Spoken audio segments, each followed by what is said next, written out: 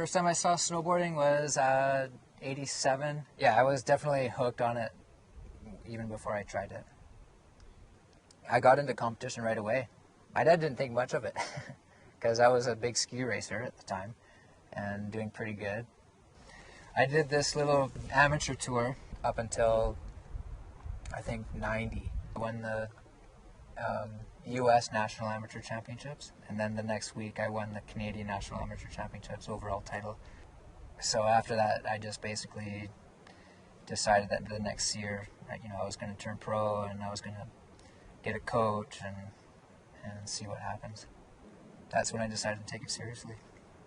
In '94, we learned that the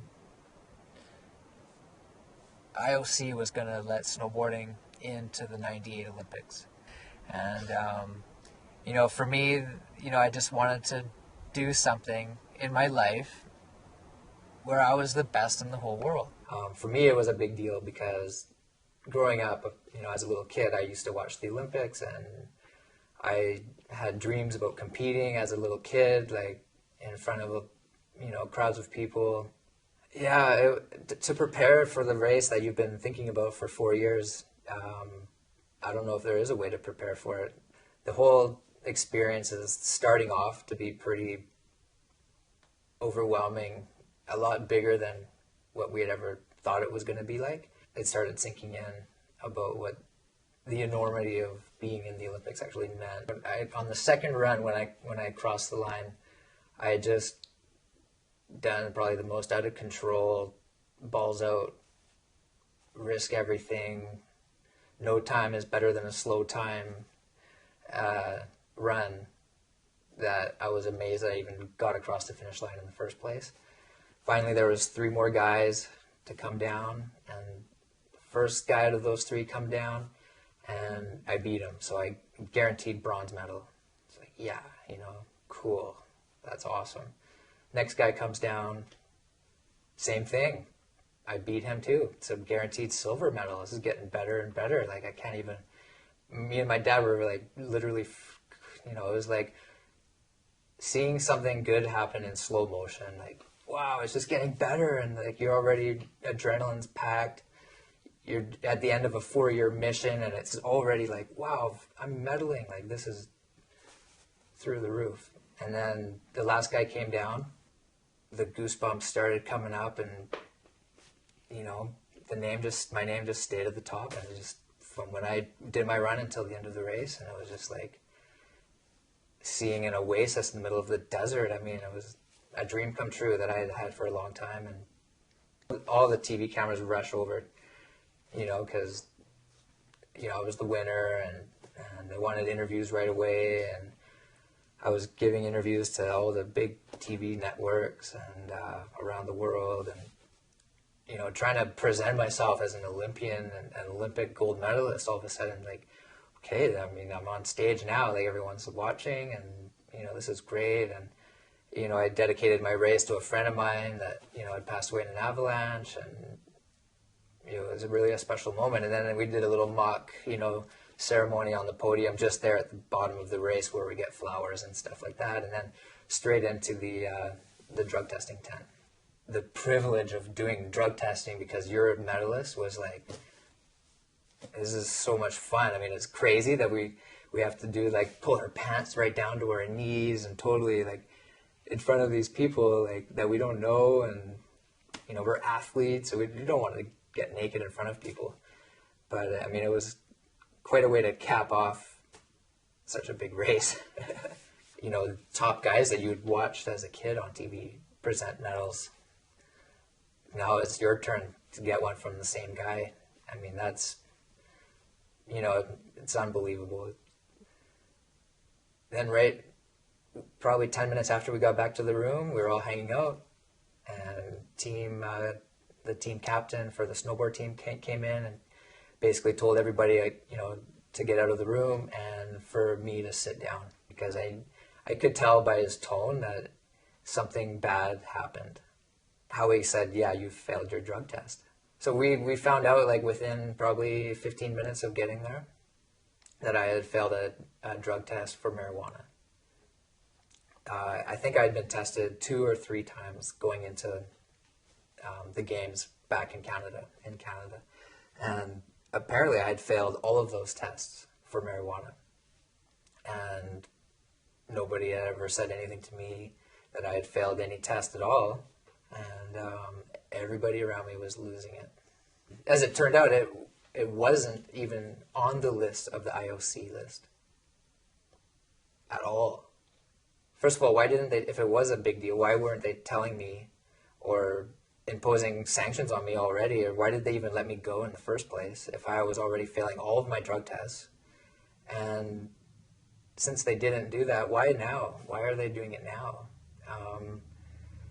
And so it kind of made me think, like, is there some sort of agenda that the IOC has to specifically towards the snowboarders, the new sport, the young, rebellious new sport of the Olympics that's so popular? It was a total turnaround from the day before, where I was the happiest I'd ever been in my life, to by far the saddest and most destroyed that I'd ever been in my life. The Japanese authority came in the next day. They put me into a kind of cell. So we get in there, and it was like a scene out of a movie. I mean, the smoke, cigarette smoke was like at eye level. All these officers, police officers, had their hair back, like super like John Wayne style, and their cigarette packs in their arms, like rolled up in their sleeve, and guys on typewriters banging away, typing stuff. I mean, it looked like something out of Hawaii Five-0. I couldn't even believe it. Because I had nanogram traces of marijuana in my bloodstream, and the charges officially would be importing a controlled substance into the country. The possible outcome of the charges that were potentially going to be laid against me would be doing time in Japan. And it took about 5 or so hours of interrogation, basically. Probably within 10 minutes of me saying I wasn't going to answer any more questions, I was back with the group, and they finally got a phone call on their cell phones that the court of arbitration decided that I was able to keep my medal based on the fact that marijuana was not on the list of banned substances. Nobody apologized, and afterwards continued to, call me a liar. They said even if I had had one, drag off a joint, my test would have been hundreds of times bigger just from one puff of a joint. And this was such a small amount that the computers that they would have used in Lillehammer before Nagano wouldn't have even registered.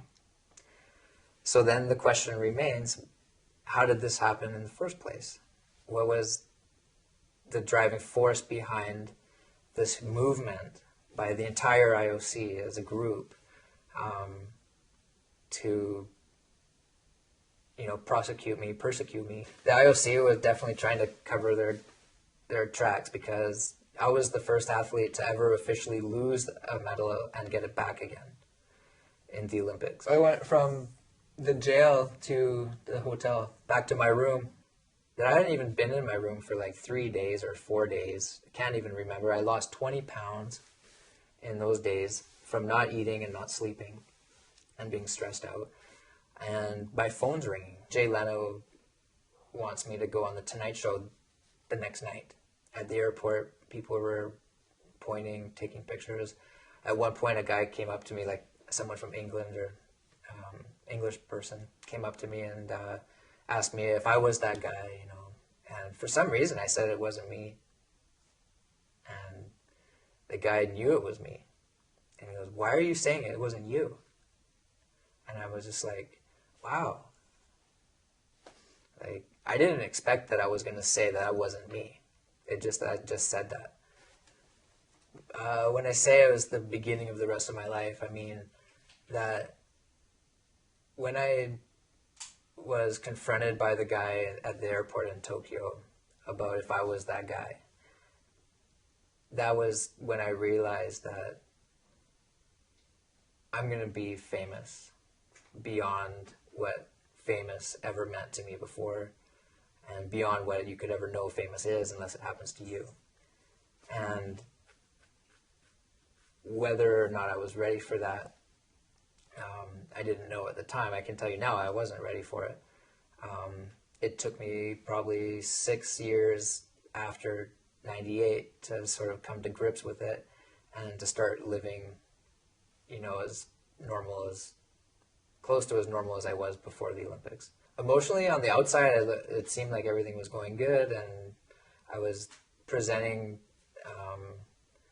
myself at charity events and charity golf tournaments and different corporate events, as someone who had, gone to the Olympics, won the gold medal, and was extremely successful after that.